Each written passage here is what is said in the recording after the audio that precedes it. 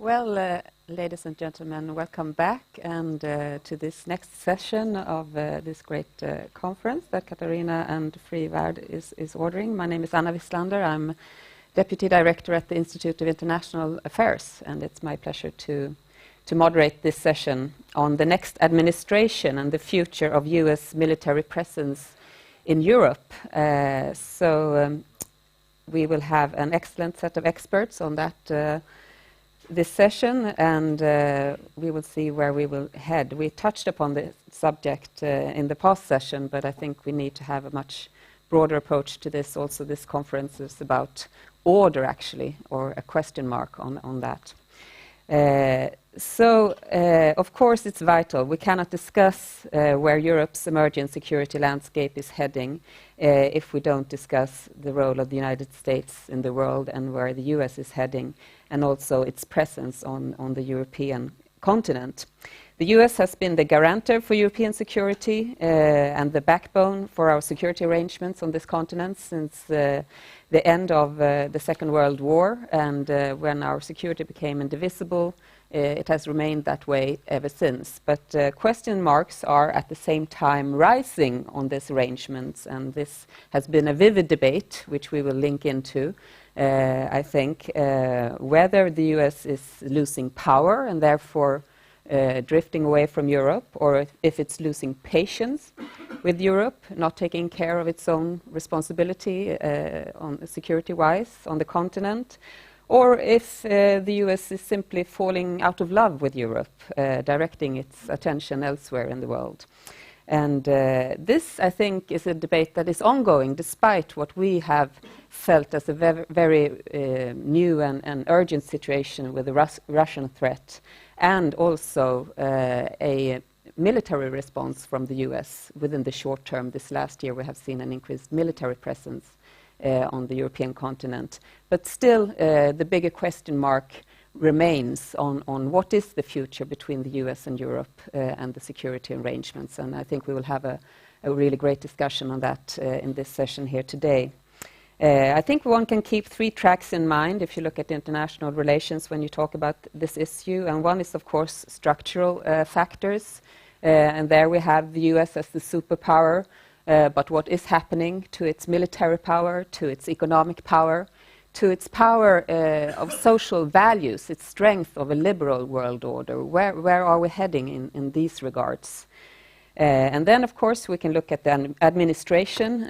Usually we talk about democracy or non-democracies. Here we have a strong democracy heading towards an election next year. What will be the difference if you have a Republican or a Democratic president, and how the Congress will turn out? Will there be big differences or not? And the final level you can look at this is, of course, the individual level. Now we've had President Obama for almost 8 years. What difference does it make who's the president of the United States, and who's also in charge in other countries? We talk a lot about President Putin, and I think we will touch upon that after lunch a bit more. But what difference does one individual make to world politics and to future world order or regional order as we see it? Because there are a lot of speculations on who will be the next candidate, the next president of the United States, of course. So this is a very short introduction to the topic. We have really great speakers ahead. We will start with Kurt Volker, who is executive director of the McCain Institute, a think tank also connected to Arizona State University, right? But you have had also some 30 years in government, in academia, and the private sector, so very broad experience. You're an advisor connected to Johns Hopkins University and to Atlantic Council, among others. And I know also you have served as at the NATO delegation, U.S. NATO delegations in various positions, but most lately as the U.S. ambassador to NATO. And you speak Swedish. I don't know if we will hear some of that, but very much welcome to you, Kurt. And then we have two Mike commenting on Kurt and adding on perspectives as well. First, we have Mike Winnestig, who is a Deputy Director of Research at the Swedish Defence Research Agency, FOI, as we say here in Stockholm. You're also a member of the Royal Swedish Academy of War Sciences, and you have also worked at the institute which I represent, the Swedish Institute of International Affairs, as a researcher for quite some time. Has published extensively and one of our greatest experts on US defense and security policy, NATO, and security arrangements here in the Baltic Sea region. So a warm welcome to you also, Mike. And last but not least,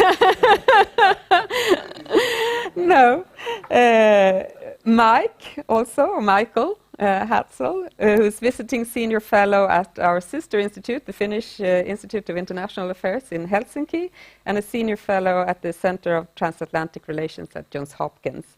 Also has a very, very, very long and distinguished career within politics, academia.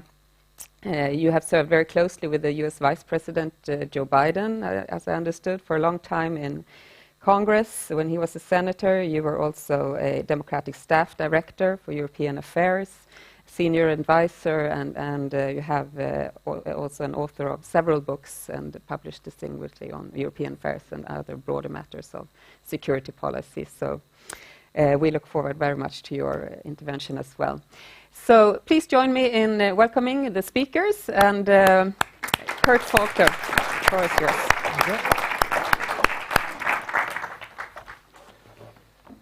Okay, thank you very much. Can I be heard? I know I'm mic'd up this way, so maybe I'll just not hide behind the furniture. Thank you all for inviting me. It's great to be here, and I was asked to give a keynote introduction to a discussion about the future of the U.S. military presence in Europe.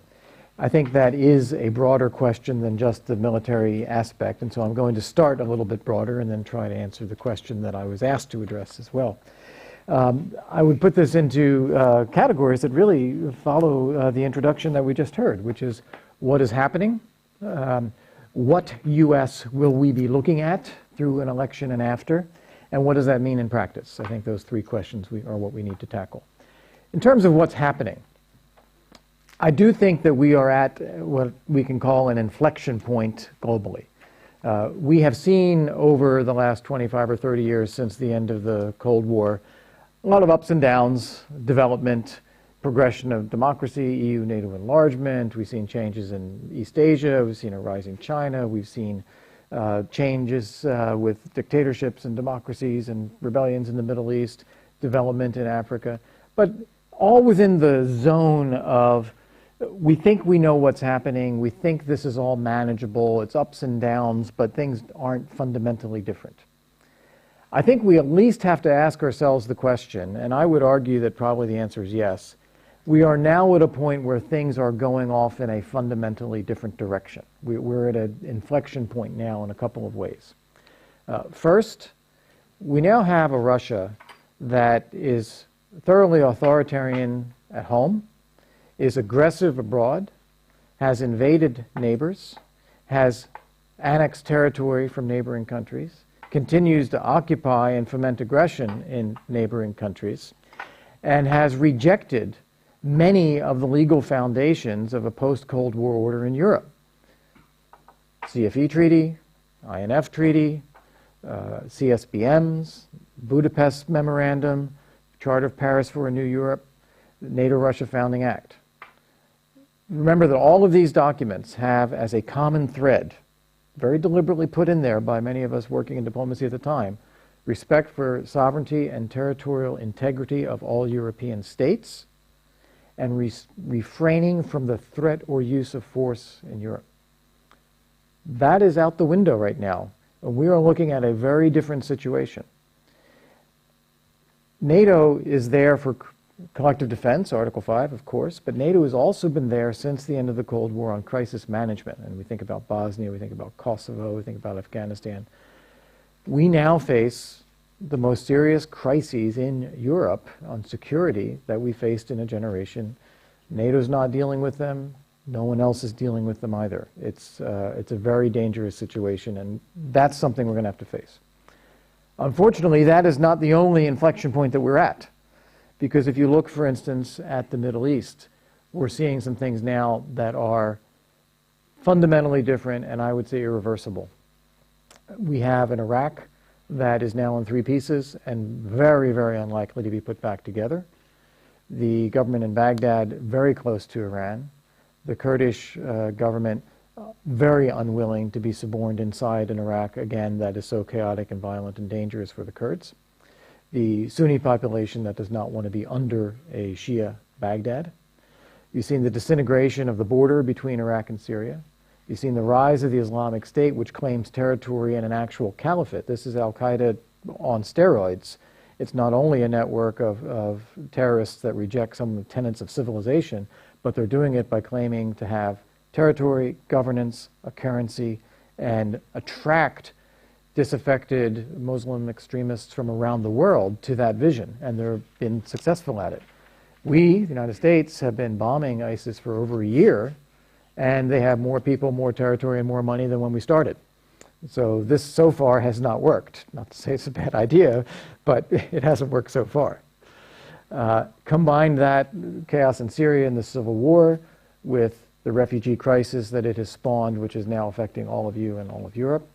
Combine that with the collapse of the Libyan state after NATO's intervention but failure to produce a stabilization mission, and the mass migration for economic reasons coming up from sub-Saharan Africa and paying people smugglers in Libya or elsewhere to get across. This is fundamentally different. The reaction to this has been, for example, in Egypt, a regime that is more harsh, more brutal than the Mubarak regime was before all of this started. So we're seeing a renewed competition in the Middle East between Sunni and Shia, a disintegration of some of the states, a renewed competition between authoritarian dictatorships, and a human catastrophe as a result of this that is spilling over all over the place. This is different. This is not what we experienced for the last 25 years. This is something new. The third one is China. China has always laid a claim to the inner ring of islands as Chinese Sea and Chinese territory, and the outer ring as all to be Chinese dominated. But what's happening now is China's acting on that. We would have previously had disputed Spratly Islands, disputes between China and Vietnam, Philippines, the U.S. maintaining freedom of navigation, free seas, free airspace. But China's now asserting this in a very different way. And I had the opportunity to be in Japan earlier this year, in Okinawa, and just watched the Japanese fighters take off to intercept the Chinese fighters, aircraft that were coming in to test Japan's responses. This happens a couple times a day. It also happens in the north with Russia. It also happens in the sea space. And it's also happening not only to Japan, but to the Philippines and to Vietnam. And the United States had, until recently, been very passive about this, to the frustration of our Asian allies. Very pleased with the steps that the United States has taken recently, and both with the navigation exercise we recently conducted, as well as Ash Carter's visit to a carrier in the South China Sea. These are great steps. But it is just another illustration. What we're seeing now is something different in the South China Sea with China's military assertiveness compared to where we were before.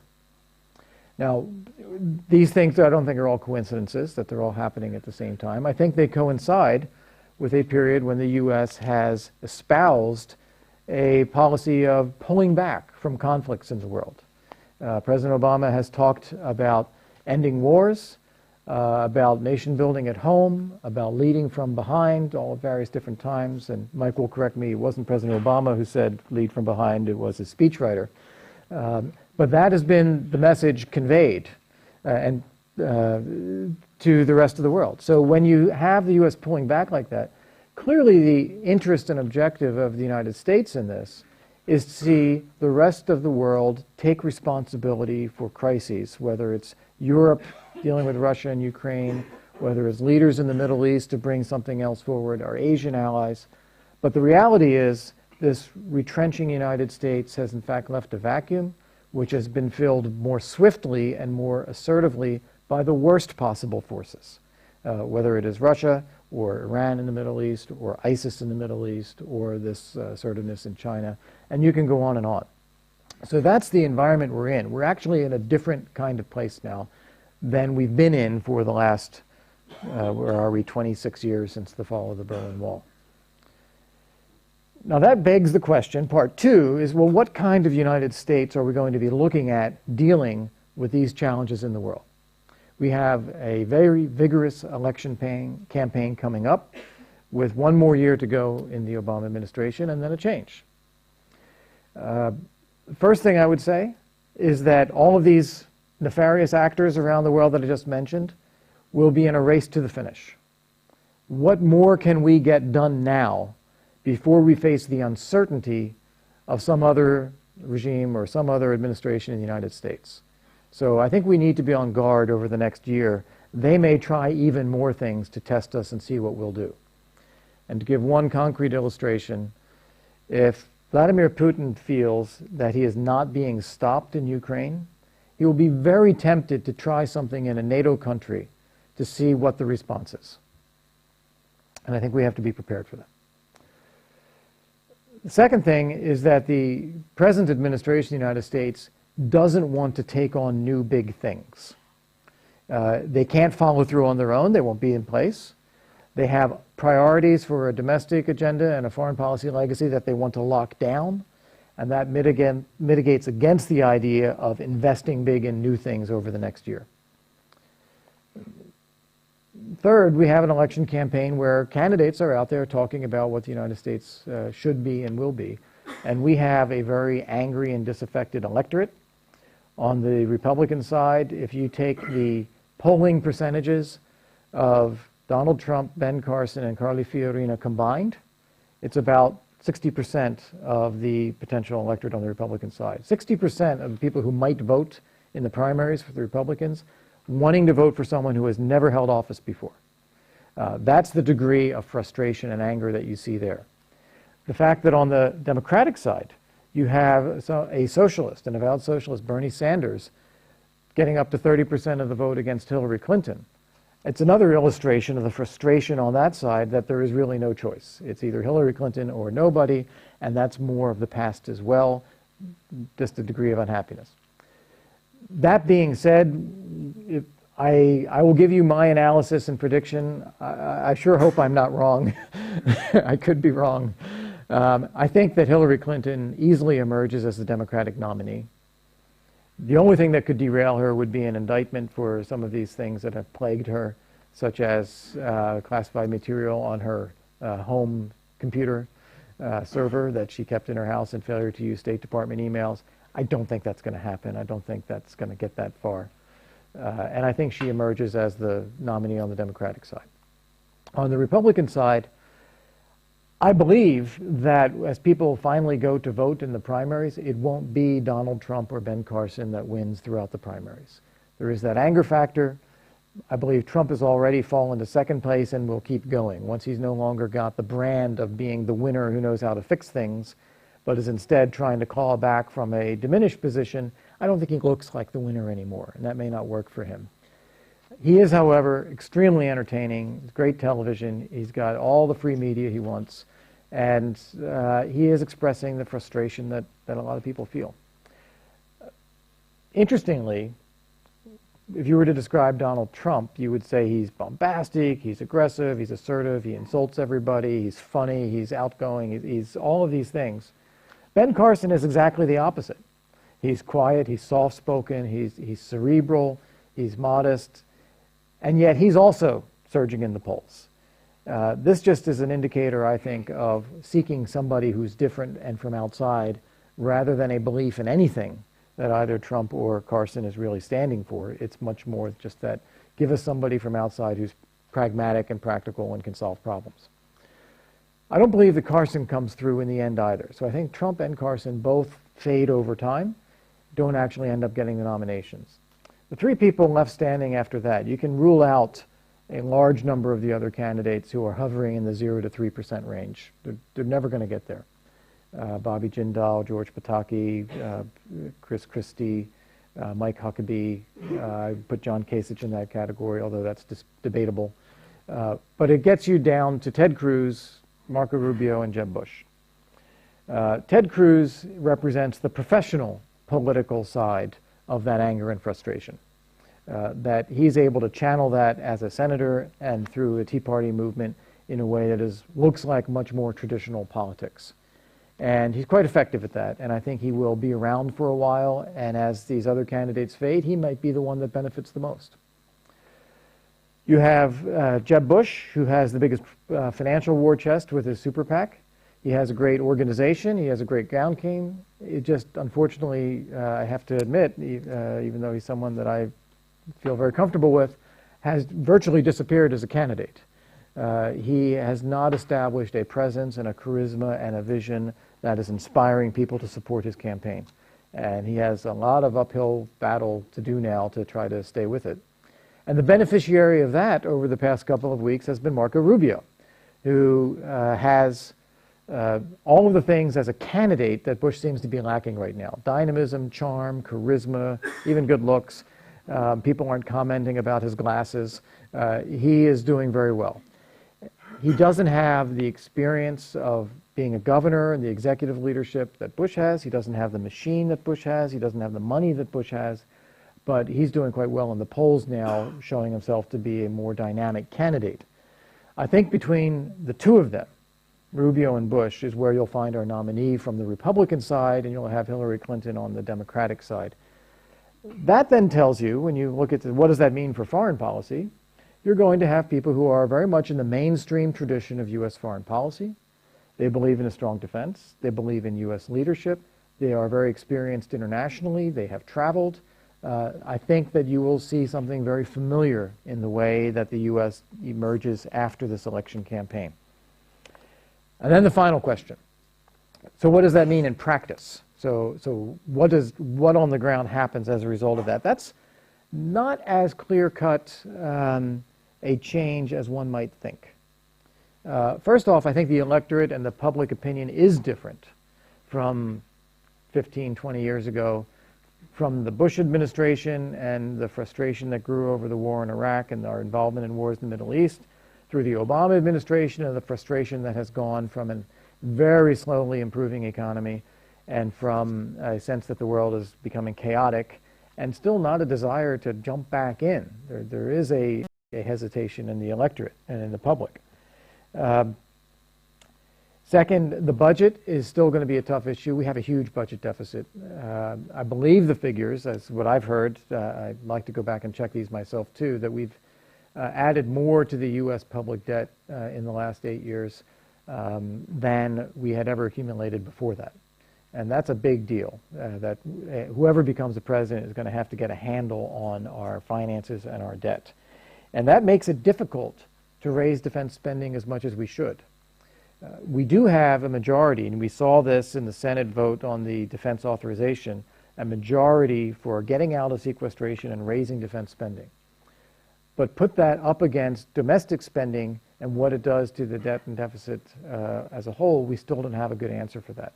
We've punted this issue now through this omnibus budget agreement that was just reached.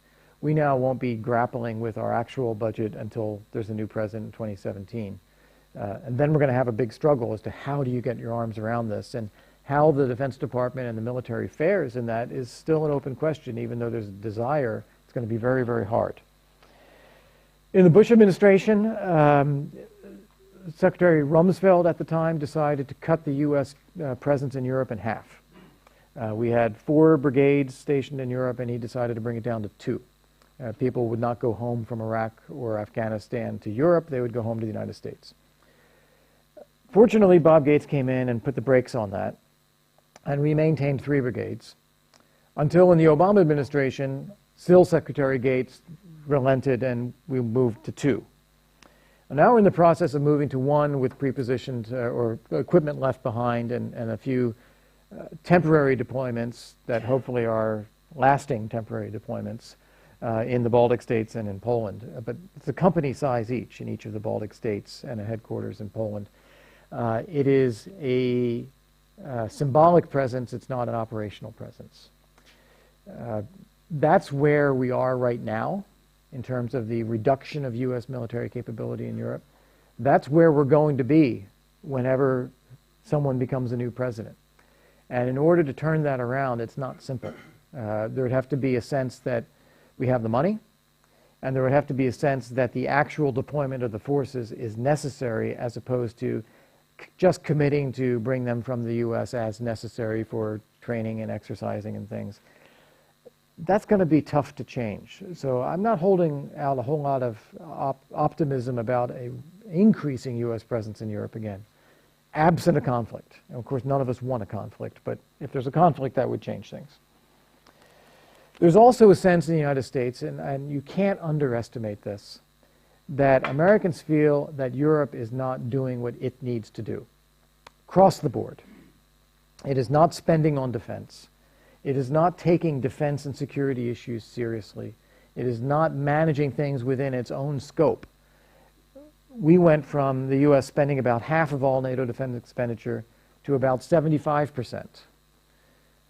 Americans will rightly ask themselves, why should we take care of Europe's security and defense and other responsibilities if Europe doesn't want to do it itself?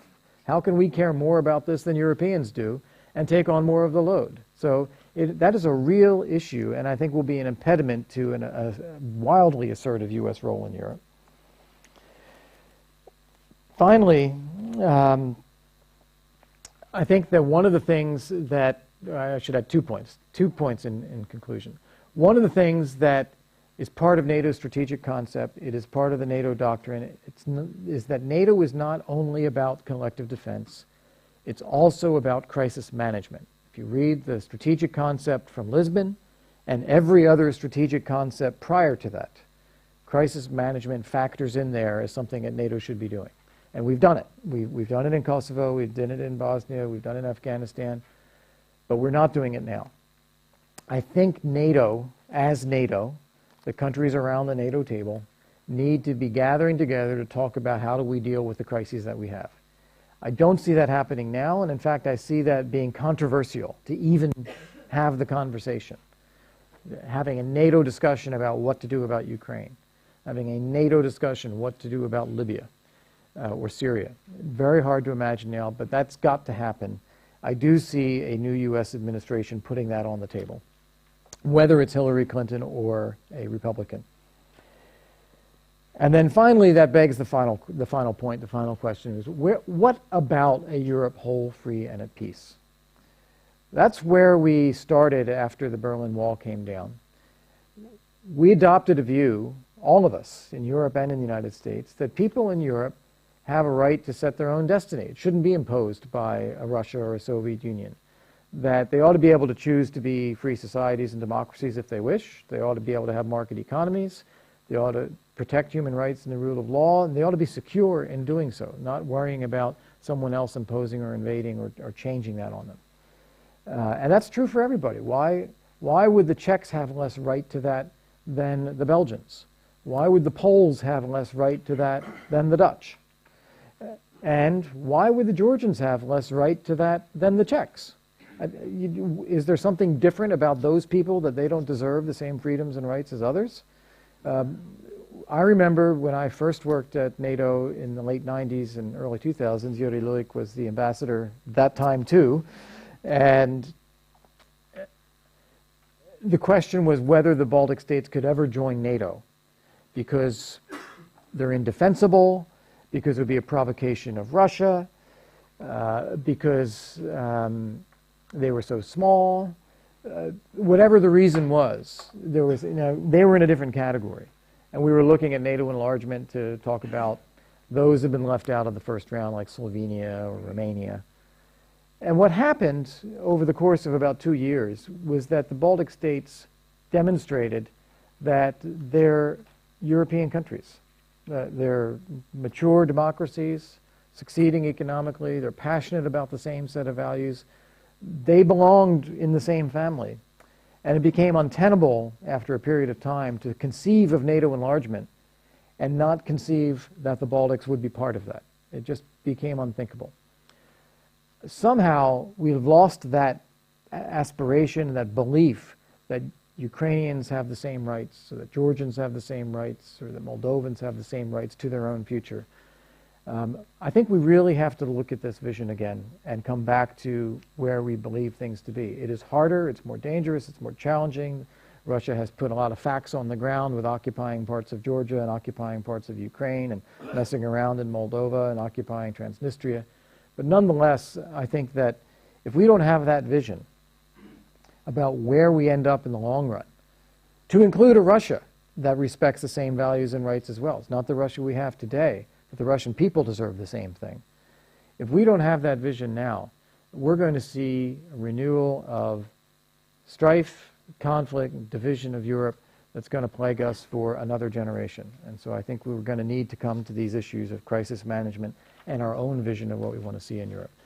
So, while I don't have a lot of optimism on some of the micro pieces of the U.S. troop presence or the budget and so forth, I guess I am a little bit optimistic that things have gotten so far off track in Europe and elsewhere around the world. You're going to see a bit of reaction to that.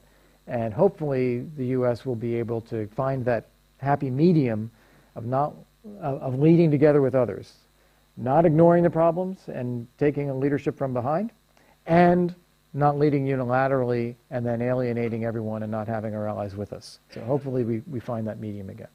Thanks, and I'm looking forward to the discussion.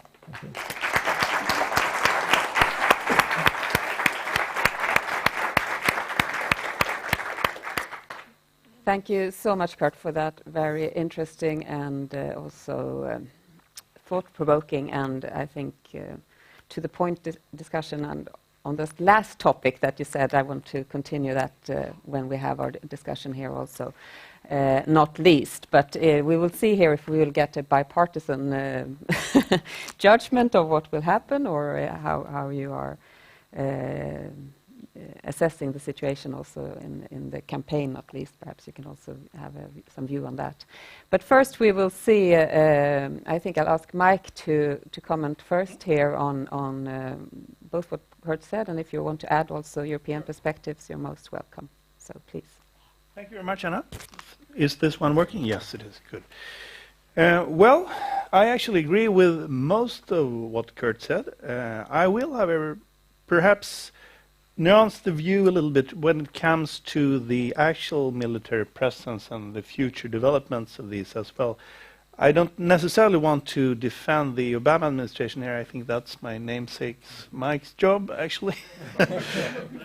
I'm just kidding. But anyway, the point is, though, that things are happening right now as well, even during this administration. And if we look at the overall presence and overall structure of the U.S. forces in Europe, I would argue, at least to a certain degree, this presence is increasing.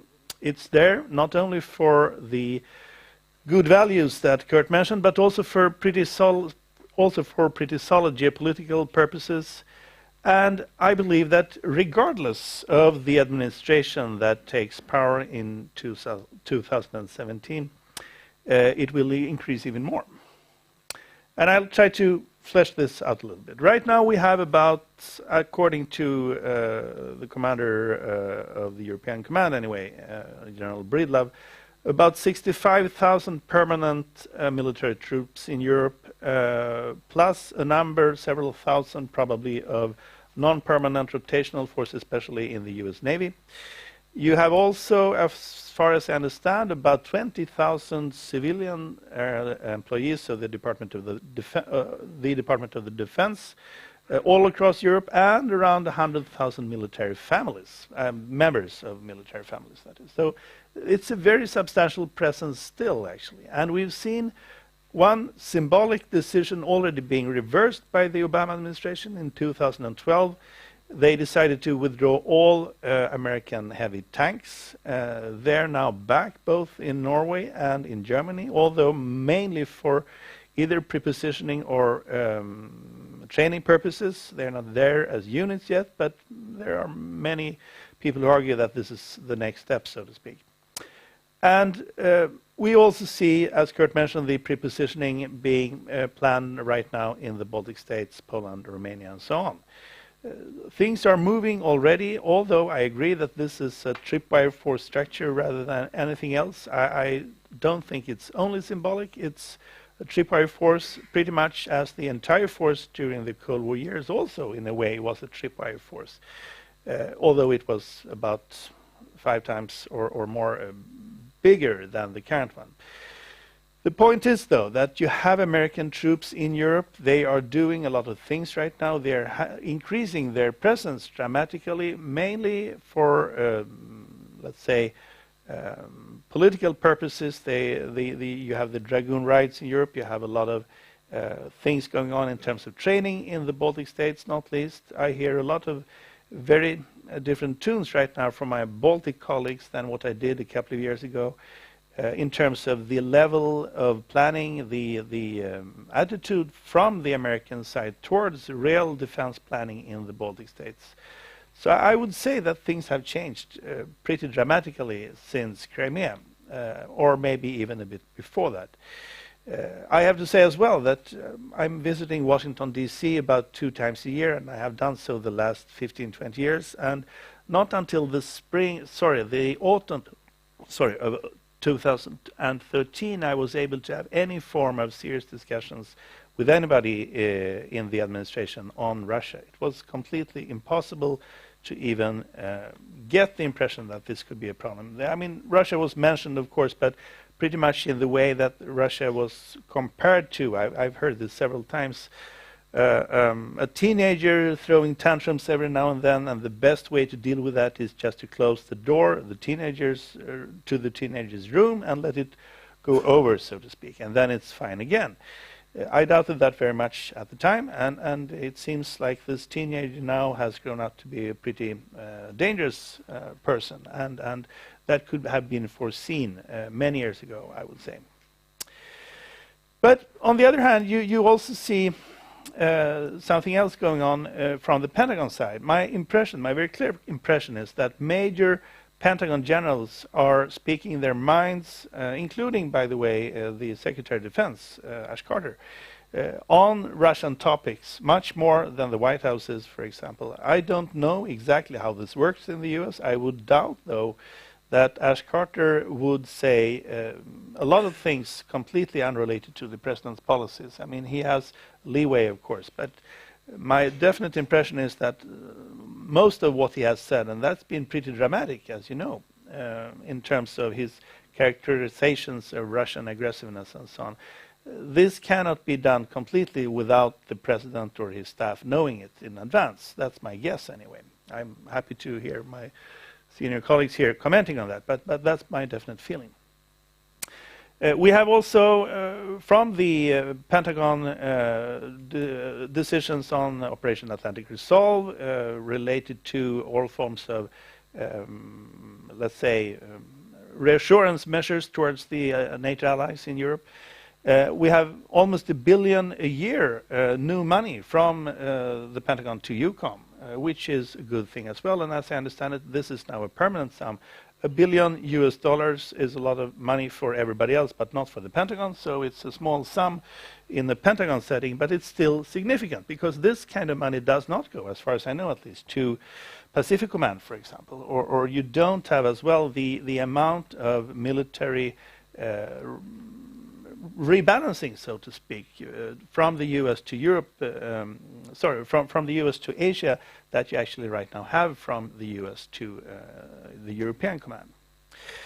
And why is this happening now? Despite the fact, the stated policy of the Obama administration to either lead from behind or end wars or have a more kind of confined view of its own role in the world. Well, I would argue that geopolitical issues are extremely important here. If you look at the old school of geopolitics, people like Sir Halford Mackinder or Nicholas Bickman or others, they all knew that the big business of world politics is either, in Sir Halford's case, Central and Eastern Europe, and further on into Russia. What's now Ukraine actually was a big part of his center. His pivot of history was placed more or less in Ukraine. And Bickman, on the other hand, said that the rimlands, i.e. Western Europe, India, Japan, and so on, the rimlands of the so-called Eurasian landmass, these are the most important topics for the U.S. to care about. And both are true in a way, and it's seen also in current U.S. policy, I would say. What is interesting here is are these areas. It's in both ends of the world, so to speak. Both areas, the western and the easternmost part of the Eurasian landmass, That's where you have big U.S. External or bases on foreign soil. This is not a coincidence. Even if, of course, and I think in this auditorium here, we are many who can agree that the level of spending on defense spending in Europe right now is pathetic. There is a highly legitimate attitude of the U.S. taxpayer and the U.S. government to criticize this. It's still the case, though, that the U.S. is in Europe for geopolitical reasons, and as a great benefit out of doing that, the balance of power in the world is defined partly and to a great extent, I would say, in these areas. And if the U.S. would to withdraw from these areas just for, let's say, budgetary purposes, or because the fact that the U.S. administration or its electorate are annoyed about the level of European defense spending, I would argue that the general balance of that calculus would be very detrimental to the United States. You gain so much more in terms of influence and also the possibility to shape events than what you would do if you were completely or largely out of the continent. So I think that even if there is case for criticism, the U.S. is in Europe to stay, and I would, in conclusion, say, given the policies of Hillary Clinton and Marco Rubio, your most likely candidates, especially Rubio, I would say, he has been extremely clear on Russia and what he wants to do about it. This presence will increase in the not too distant future. So, I'll stop there. Thank you very much. Thank you, Mike. I think I hand over directly to Mike for the last comments. Thank you, Anna, and thank you, Mats, and thank you, Katarina, for the invitation to be here. It's a great honor to be at this prestigious venue. Yuri began with full disclosure, so I guess I'll follow with full disclosure. That way you know what you're getting, basically. I don't think that the U.S. is weaker. I do have a lot of patience with Europeans, and I have not fallen out of love with Europe. So those are my first three personal remarks. Now, when we get to policy, let me also say that I think NATO enlargement has been arguably the most successful Western foreign policy in the last 25 years. I think as a result of NATO enlargement, 12 new members, new member countries, 110 million people in Central and Eastern Europe can go to bed every night now not worrying about whether or not their freely elected government, whatever you may think of the freely elected government, is going to be toppled by an outside power. That's not a small thing. This is going to continue. My old boss, Joe Biden, made a phone call about 8 weeks ago. The phone call was to Montenegro. He called Milo Djukanovic, the longtime prime minister there, and told him, Mr. Prime Minister, we've decided that if you continue your reform efforts, and they needed plenty of reform efforts, the United States will support your candidacy for membership in NATO. Didn't get a heck of a lot of publicity, but I hope everybody in Sweden and Finland heard loudly and clearly what this meant. It meant that Article 10 of the North Atlantic Treaty of April 4th, 1949 is still operative. That a country that can contribute to the security of the North Atlantic area, and since then, of course, we've added other things, Copenhagen criteria, democratic rule, civilian control of the military, but basically, if you can contribute to the stability of the North Atlantic area, you may apply for membership. And that also was a shot across the bow of Mr. Putin, that we're not going to stop one of our fundamental duties in NATO just because you've gone off and invaded other countries. And incidentally, Russia has had a lengthy history with Montenegro, beginning with the first and last King Nikola, who married off one of his daughters to the Romanov family. And since those days, they've invested in the last 10, 12, 15 years. The new Russians have invested heavily on the Adriatic coast, and Mr. Deripaska, who's not allowed to come to the United States, built an aluminum plant which has now basically gone belly up. But be that as it may, and a year and a half ago, the Russians asked the Montenegrins, asked, I put in quotation marks, for a base in Bar, a naval base. The Montenegrins, a mighty power of 640,000 people, told the Russians, go take a hike. No, we're not going to do it. So I only bring this up to say that NATO enlargement is, and I'm convinced Montenegro will be invited, is alive and well. Full disclosure in policy. I advocated in print permanent stationing of a U.S. division in Poland and or the 3 Baltic countries way back in March of 2014. I haven't changed my opinion whatsoever. Why? I agree with the Polish ambassador that Russia is not in healthy shape. You could even call them, for a variety of reasons, a sick man. But as someone once said, a sick man with a gun is still a man with a gun. And the fact is, there is a danger there, and I think we have to respond to it. And incidentally, if anybody tells you that this would be a violation of the NATO-Russia Founding Act that Kurt alluded to in 1997, it would not be a violation of it, because Article 4 of the NATO-Russia Founding Act says that in the current and foreseeable security environment, the alliance would not respond by additional permanent stationing of substantial combat forces. Well, I don't think any serious observer would disagree with the fact that Russia has fundamentally changed the security environment by its annexation of Crimea and its ongoing war in Donetsk and Luhansk. But I think it's important to look at the other side of the issue, and my 2 colleagues on the panel might want to get around to this in the discussion, because they both know a lot about it. Is permanent stationing necessary? I said I'm for it, so you know what I think. But the other side of the story is, in NATO's Readiness Action Plan, the RAP so-called, constant rotation with pre-positioned equipment, continuous presence. Now, what does continuous presence mean? Cynics will say continuous presence can mean permanent stationing minus 1 day a year. Okay, fine, but that brings up what several people have talked about, A2AD, anti-access area denial. Would we be able to augment those forces in time?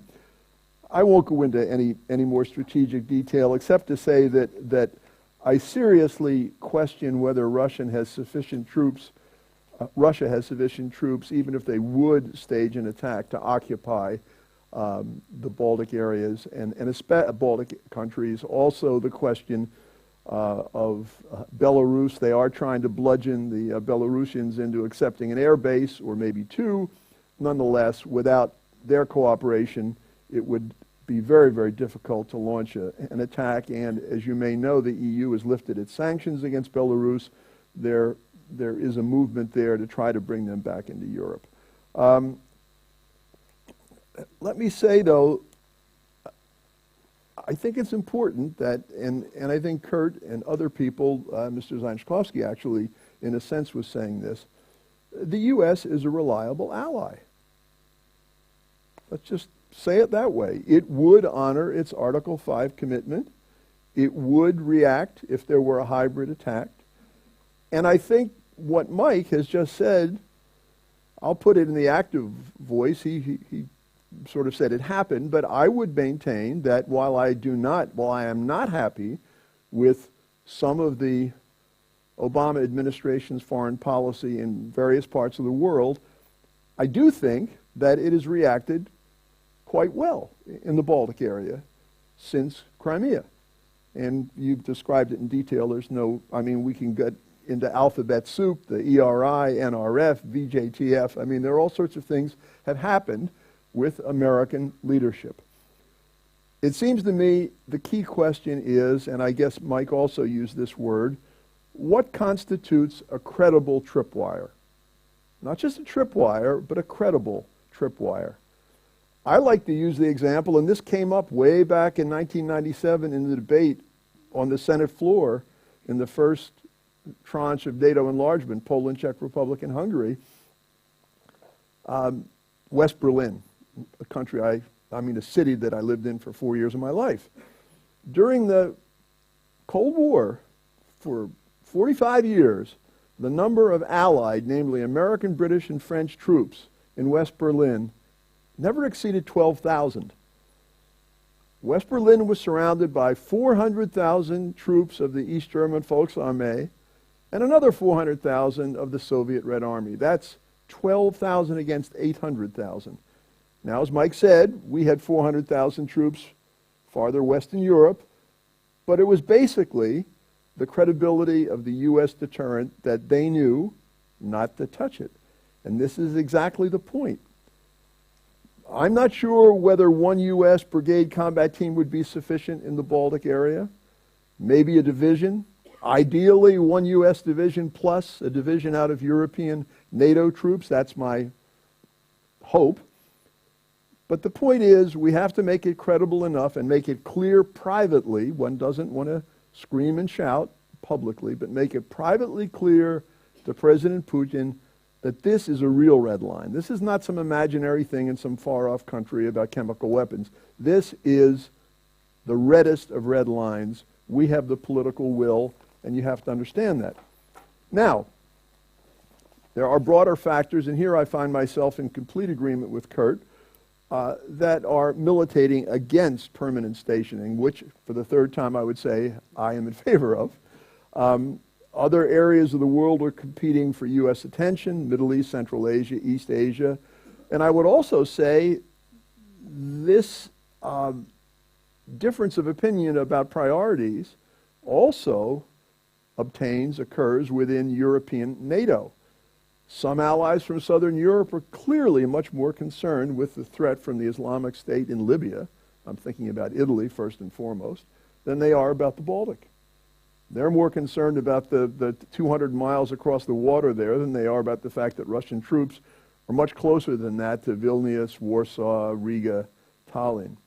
We've talked about the refugee crisis. We know about that. Let me go into the question of resources. The resources are finite. The recently completed budget deal in the U.S. perpetuated an off-the-books contingency fund for military operations, but that too has to cover other areas. I mean, right now we got the billion the first time. Will probably be that way. They haven't written the exact appropriation yet, but it'll probably be that. But we do have finite resources, and one has to ask in the future, how would a sizable permanent deployment be financed? Oh, and incidentally, in terms of the resources, before I get to the differences between Republicans and Democrats, let me just say one thing that I disagree with Kurt about is I think he was talking about national debt, not about budget deficit. We have a large national debt. It's something like 75% of GDP, which is not all that bad for a big country, but it could get dangerous if it would go up higher. Incidentally, most of it's held by American citizens, which is a good thing. But we don't have a huge budget deficit. We did during the Great Recession, not very long ago. It was up around 4.7, something like that. It's now down to about 2.5%. That's not bad at all. So we really don't have a budget deficit problem, and that leads into what I'm going to say about the differences between Republicans and Democrats. Republicans would say, if you ask, how would one finance the permanent deployment that I advocate? Republicans would almost certainly say, through cuts to domestic programs, which is a non-starter for Democrats.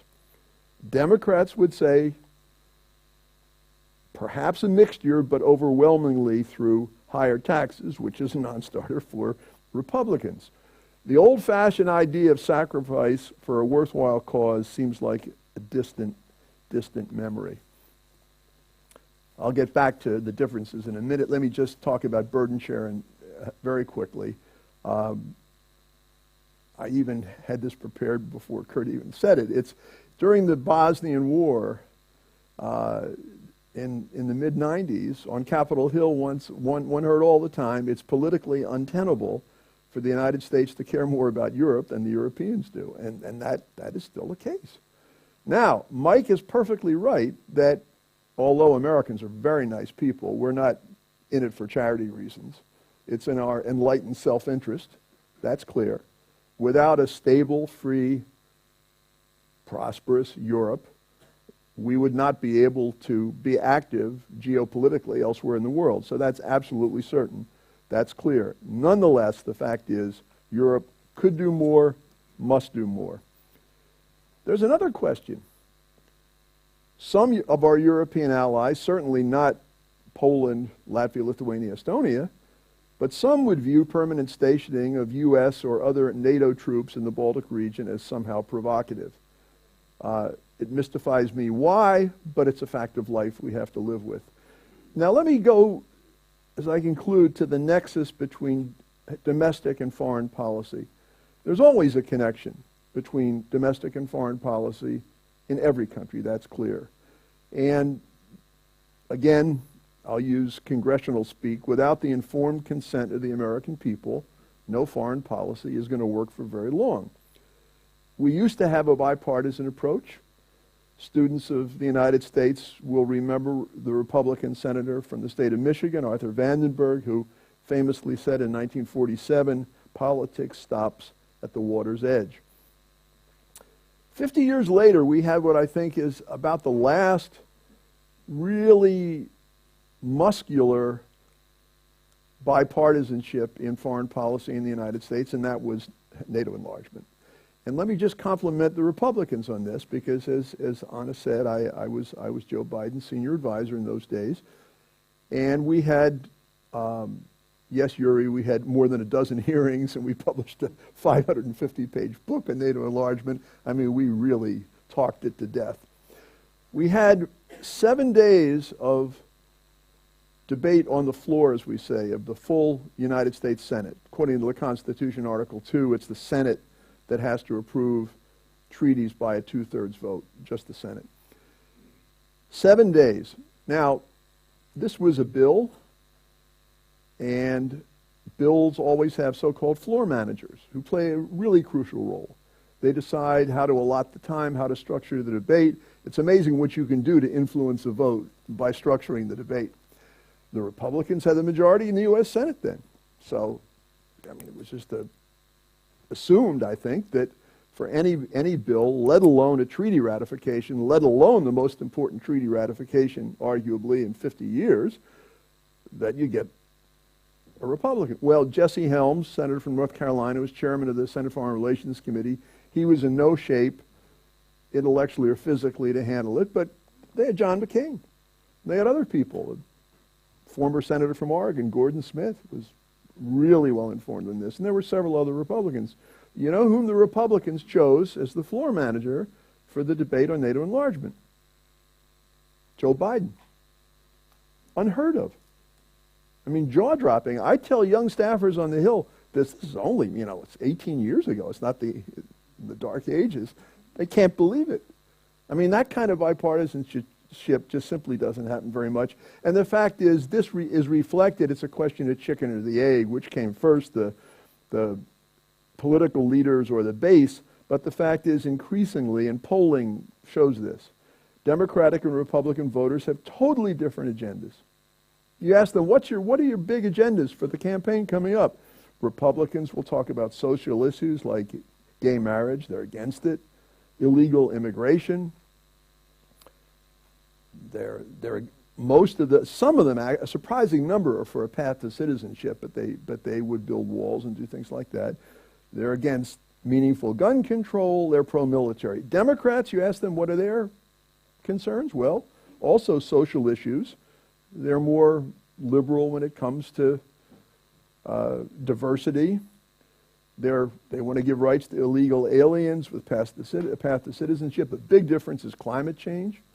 I mean, some of the leading Republicans don't believe it exists. The Democrats, as you may have seen, the XL pipeline was canceled last week, and there are other measures. This is really key. And then income equality. Yeah, I'll be done very soon. So the fact is, the Democrats are certainly not anti-military, but because, as Kurt said, of the Iraq war fiasco, they're a lot more skeptical of foreign missions than the Republicans are, but public opinion as a whole in the United States is really not ripe for taking on a big new foreign adventure. So now we come really quickly to the presidential campaign. The one Democrat, and here I plead your indulgence, this is from my head, not my heart, the one Democrat who knows Europe, loathes Putin and his actions, and could possibly command Republican support for a forward-leaning foreign policy is Vice President Biden, but he's not running. Hillary Clinton favors a more muscular foreign policy, clearly, than the Obama administration.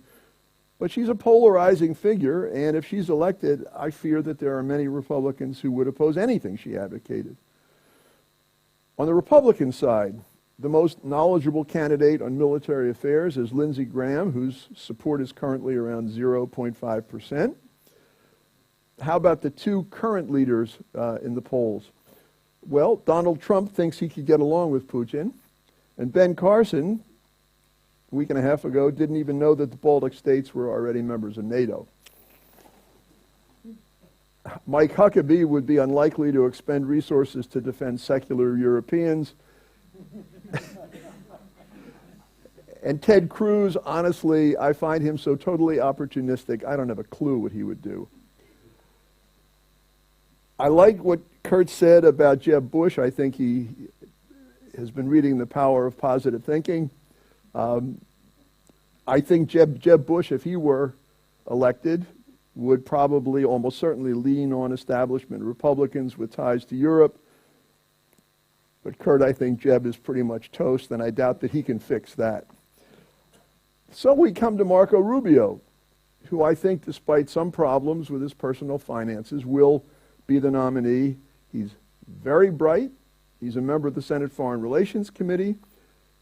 He did write an article on foreign policy and foreign affairs, which I read carefully. He's called for stationing U.S. combat troops in Eastern Europe, but he avoided the adjective permanent. He has a very good advisor, Jamie Fly, who knows all about this. That can't have been by accident. One really quick anecdote that worries me about Rubio. He's young. I think that's a good thing. I've only met him once at a round table, and it was back in 2011 when we needed to have an ambassador in Moscow, and we had a remarkably talented, qualified nominee, Mike McFaul, who eventually was confirmed. But he was being held up. We have these ridiculous rules in the Senate that one senator can hold up a nomination. And Rubio freely admitted that he was holding it up. And I asked him, I said, don't you think McFaul is qualified? And he looked at me and he said, oh yeah, he's certainly qualified. But I'm holding it up because I don't like the Obama administration's policy on Latin America. I don't even know what to say to something like that. I would only hope that if he is elected president, he would be a little bit less ideological and a little bit more practical. And finally, attentive members of the audience, which means all of you, will note that I have omitted one prominent candidate, possibly the only person in Washington, D.C. who likes Scandinavia as much as Kurt Volker, Andras Shimoni, and I do. And that's someone who's known in Finland as Bjarne Sanders. He's not going to be elected, folks, but I'll leave that for discussion. Thank you for your patience.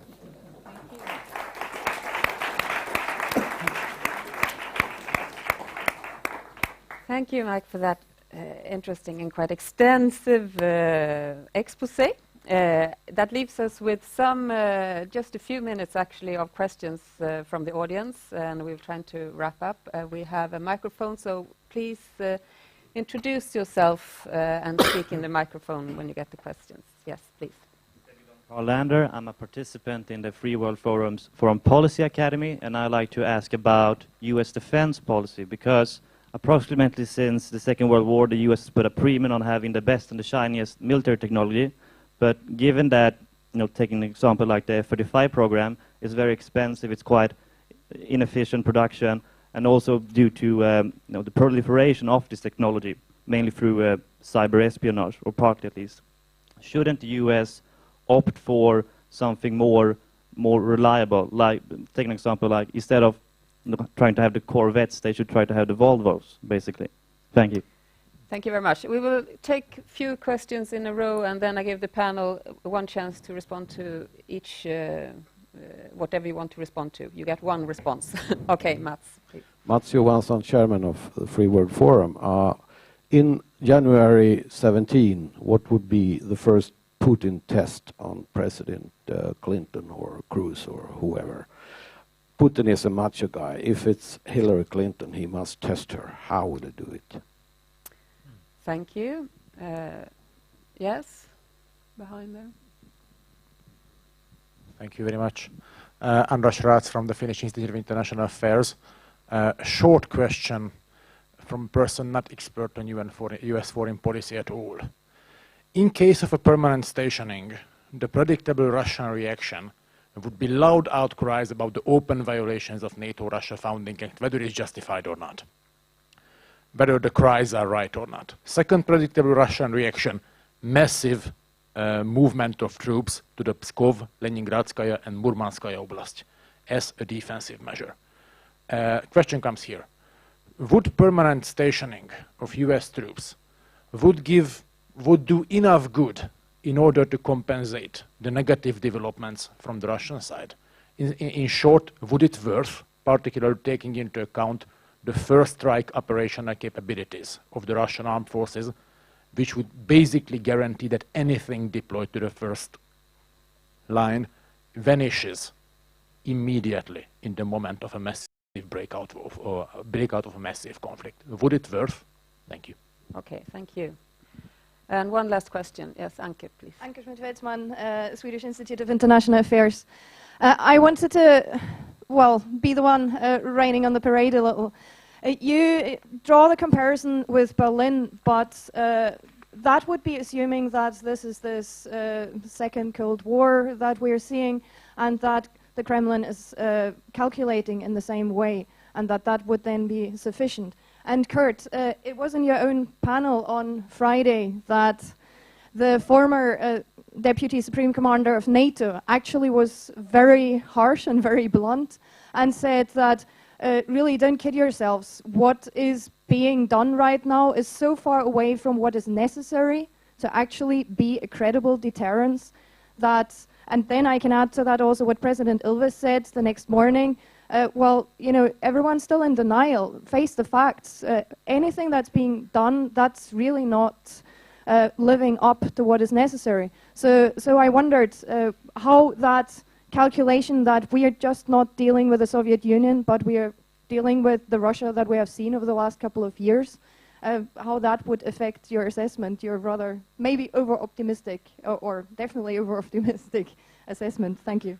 Thank you very much. I think we will have to do with those. We have about 5 minutes for the panel to round up. So a couple of questions around deterrence, credibility of deterrence, permanent troops, and other, are they more political, symbolic actions, what we have seen or not? Defense procurement, as I understood it, and the January 16th test. 7th, exactly. 17, that's where we are then, after the 16 elections. Okay, please, should I start with Kurt? Wherever you want. Okay. Yeah, start with you. Okay, and I'll try. 5 minutes is not much time, so we'll just be very quick. No, you have 1 minute and 30 seconds each. I think that there is a more serious Russian threat than we've seen before. It's more capable militarily than it was before, and Putin is very willing to use his military. We still have more capable military forces than the Russians do, but we don't have the willingness to use them. And so part of the reason I'm optimistic is I think we get our minds around this over the next few years, that we have to be willing to step up. We reestablish some credibility on the use of the capabilities that we have, and we marginally improve our capabilities. But I think that's why I'm a bit more optimistic. It's capability and will. What's lacking is the will, and I think we can recover that. On shiny new stuff versus old reliable stuff, I think you need a combination.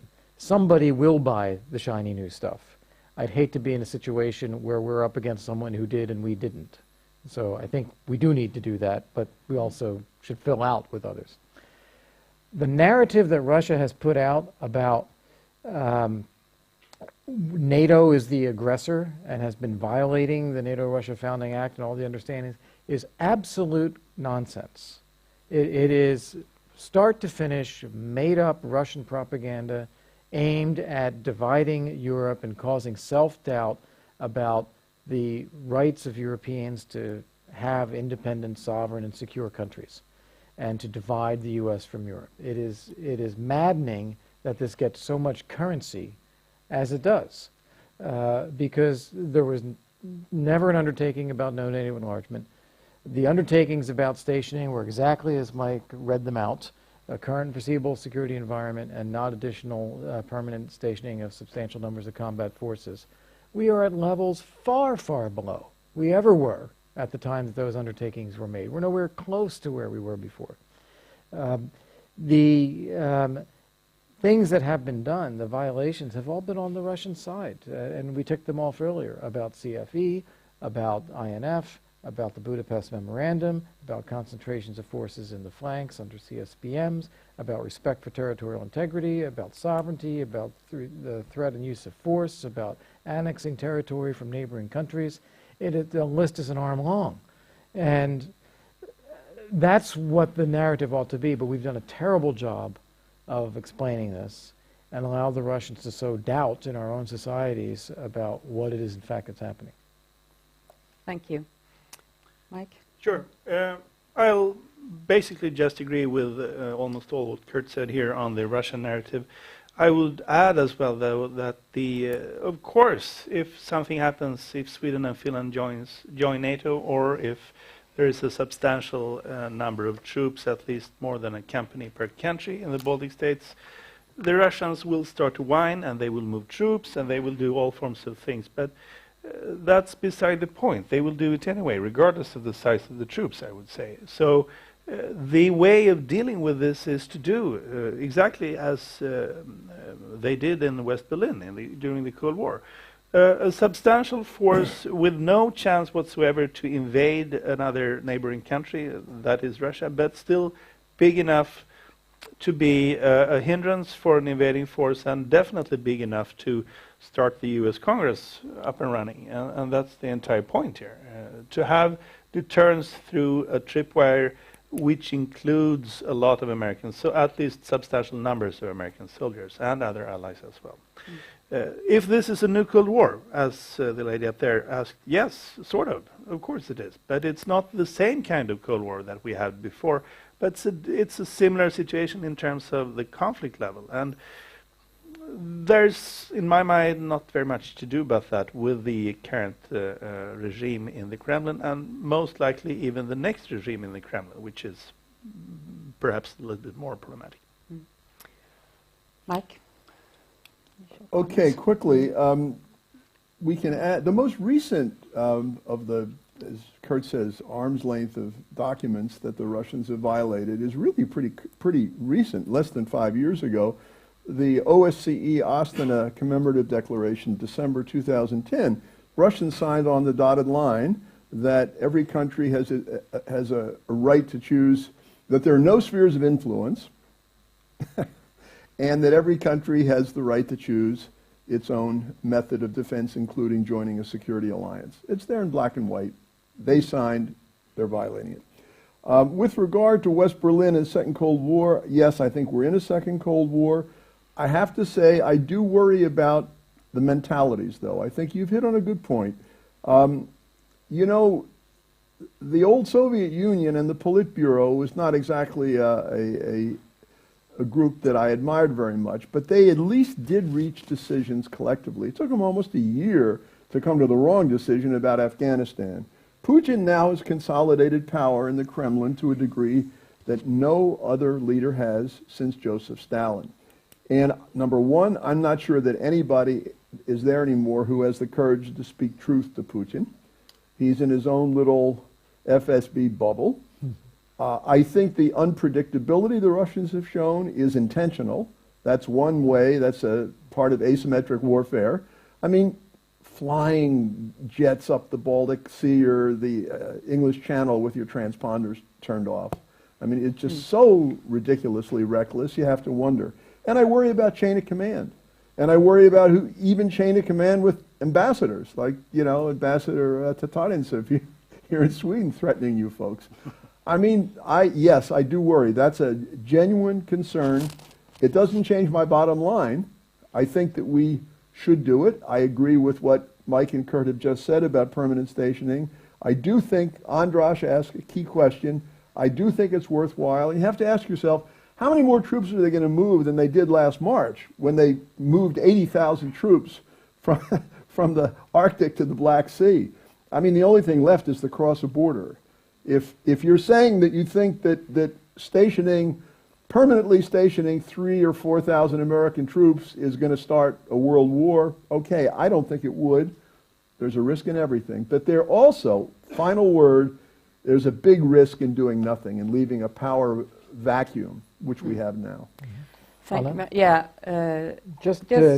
Mats asked a question that we didn't. None of us. Oh, right, Mats. I'm sorry. So, I would argue. I understand your point that yes, I think Putin will want to test the new president. He will probably test the current president.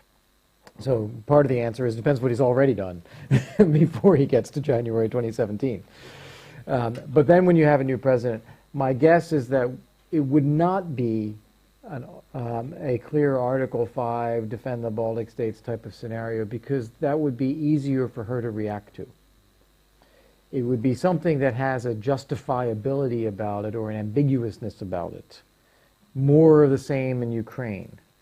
Nuclear weapons in Kaliningrad or Crimea, or the increase of nuclear weapons, or some assertion of Russia's muscularity in a way that's borderline justifiable, that if she doesn't react at all makes her look weak, but if she reacts, it's very difficult to know how you react to that. That's the kind of thing I think he would do, just to do a quick brushback.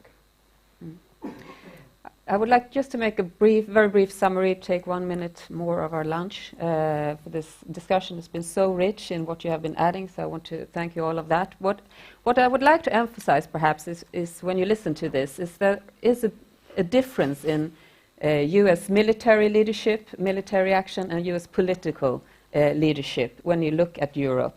What Mike is describing and what Kurt is describing, and Mike also, the military, yes, there has been a response. There was a drift away from 2010, 11 sometime, and it reconnected after Crimea quite extensively. I think that is felt throughout Europe, that yes, the US is there, they are redirecting, they're present.